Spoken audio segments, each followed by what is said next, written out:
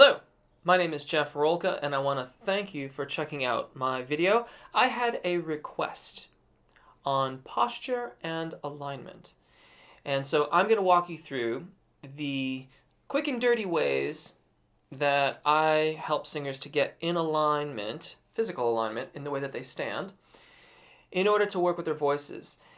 Before I do that, though, thank you if you've chosen to subscribe. If you haven't yet, I hope that you will consider doing so now. If you'd like a step-by-step method to work on your voice, head over to jeffrolka.com. You can get instant access to my teaching method, the AAA singing method. And additionally, in the shop there are downloads and my guidebook to the YouTube channel, which has so many videos.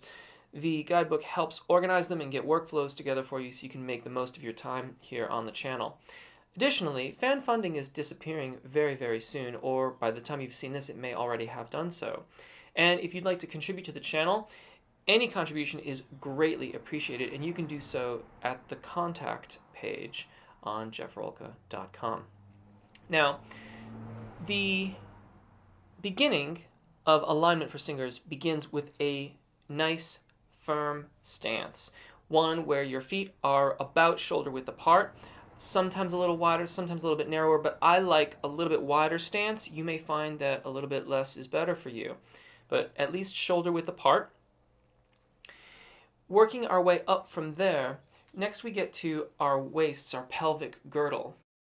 We don't want to be either too far forward with our backs too curled out, nor slouching and rounded forward. We want to have a nice, moderate middle stance so that our weight is balanced over our feet. If you play an instrument, this can be really, really challenging, particularly guitarists that are playing acoustic guitars, like the big Dreadnought, really, really deep guitars. It's really easy to round ourselves around the instrument, and we have to try to remain upright.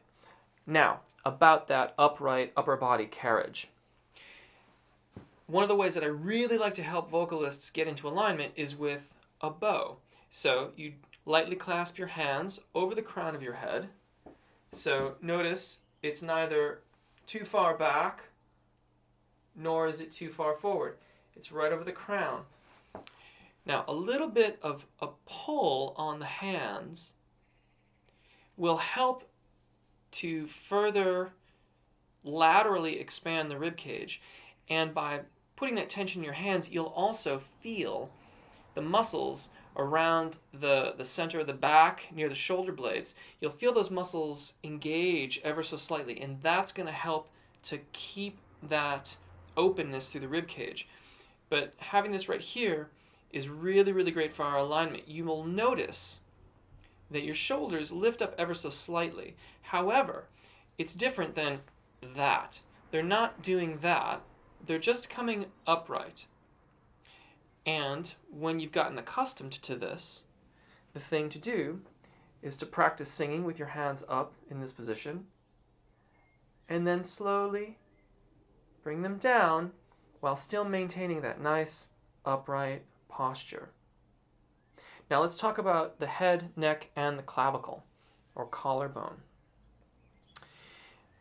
Gently find the cartilage little in your ears. Just gently, gently, gently put your thumbs just on the outside. This is not, notice it's not the ear canal, just outside. And just pretend to lift upwards that way. And notice how it brings the chin ever so slightly down and the crown up. This gets us in a nice neutral head position. So we are neither too far down nor too far up, but right in this nice even position. One of the really great tools for working with our posture is a mirror, full length if possible, so that you can practice in front of your mirror and monitor your position at all times. Adopt the hands over the head, bring them down, and watch as your posture changes or doesn't. When you are singing, if you notice these sorts of things happening, get back into this position, sing a few exercises, and then notice the stability of it. Notice how the shoulders will remain nice and stable there, and then bring them down and try to recreate it. The key is to remember the physical experience of it. What does it feel like in your body when you're here singing? And then how do we practice so that we can stay the same? The memory of the physical experience will help with that quite a lot.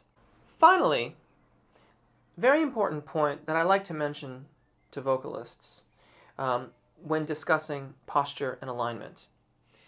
Posture and alignment are learning tools in that they help us to get in touch with the physical experiences of what proper expansion and retention of that expansion and proper engagement and what it feels like to maintain that engagement are like.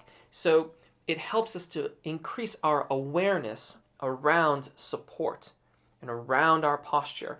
And that awareness informs us as to how it works. Ultimately, when you are singing, we want to have the freedom of movement.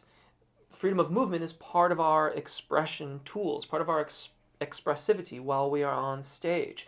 So alignment and posture for us isn't necessarily something that is what we set and stay in. It is a dynamic process. And ultimately, when you have practiced it and you've come to terms with how alignment helps you support your voice, you will have the freedom to move around, the freedom to be in character if you're in theater, or if you're a rock and roller and you've got the guitar and you want to do the big, I don't know if there's a name for that or not. When you do those things, you can still retain your engagement and retain your support. Singing is a dynamic exercise.